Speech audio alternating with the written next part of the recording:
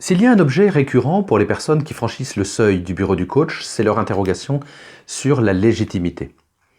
Cette interrogation, ça vient les chercher sur la confiance en eux-mêmes, sur leur capacité à dire non, et aussi, évidemment, sur la clarification des relations. La légitimité, c'est un booster ou une entrave. Allez, on en parle après ça.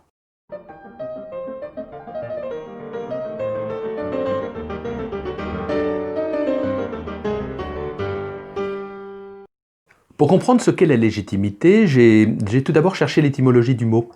Le mot est formé en latin par lex legis, la loi, et puis par un suffixe aestimo qui veut dire estimer être.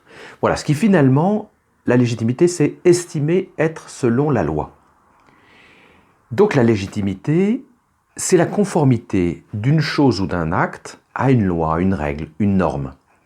Et par extension, la légitimité, c'est la conformité de celui ou celle qui réalise cet acte.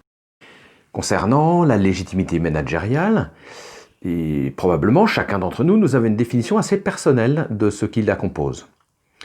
Peut-être que pour certains, elle fait référence à un statut, un diplôme, une position dans un organigramme ou à une croix dans une case administrative. Pour d'autres, la légitimité évoque peut-être le devoir d'être compétent ou d'être un expert, d'atteindre un niveau de performance particulier. Pour d'autres encore, peut-être que cette légitimité repose sur un niveau de disponibilité aux autres, à une certaine omniprésence, tant sur les dossiers qu'auprès des personnes. Enfin, peut-être encore, pour certains, la légitimité est liée à leur responsabilité, au devoir de tenir debout, au fait de devoir en baver. En tout cas, nous constatons que c'est une affaire de devoir, une règle qui nous impose de devoir être ou de devoir faire.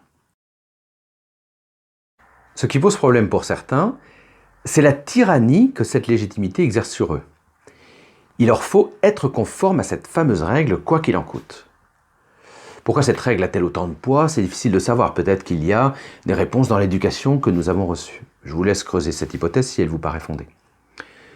Sauf que les règles qui définissent la légitimité ne sont pas connues ou explicites ou juste dites. Elles sont fantasmées par celui qui veut s'y conformer. Voilà la clé. Connaître la règle, expliciter ce qui est attendu de soi, connaître la règle à laquelle les autres pensent que l'on doit se conformer. Par exemple, concernant le management qui est notre préoccupation.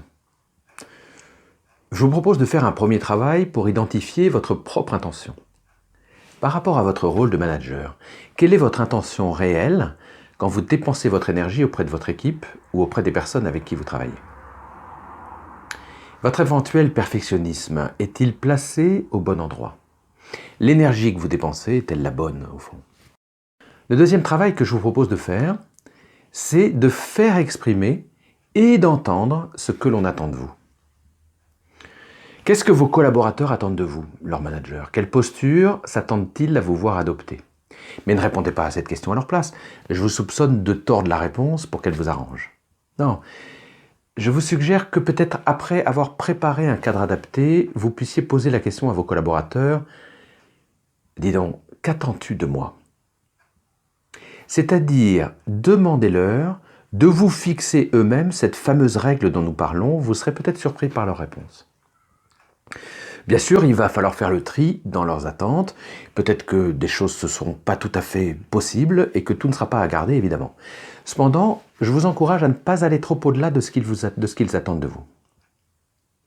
De la même manière, vous pourriez faire cet exercice avec votre propre hiérarchie, d'autant plus si elle-même est légitime à vos yeux. Et là encore, il sera temps de vous évaluer honnêtement par rapport à tout ça et à vous conformer à la règle, la norme que vous vous êtes fait définir. Et puis, vous pourrez dépenser votre énergie à exceller en fonction des réelles attentes de votre environnement. Voilà, pour finir, avant qu'on ne se quitte, n'hésitez pas à me faire part de vos commentaires, c'est utile pour moi. Je vous rappelle que pour soumettre une question au coach, vous pouvez utiliser le formulaire disponible sur la chaîne ou dans la description de la vidéo. Et enfin, pour être informé des nouvelles vidéos, pensez à vous abonner à la chaîne. Voilà, prenez soin de vous et portez-vous bien.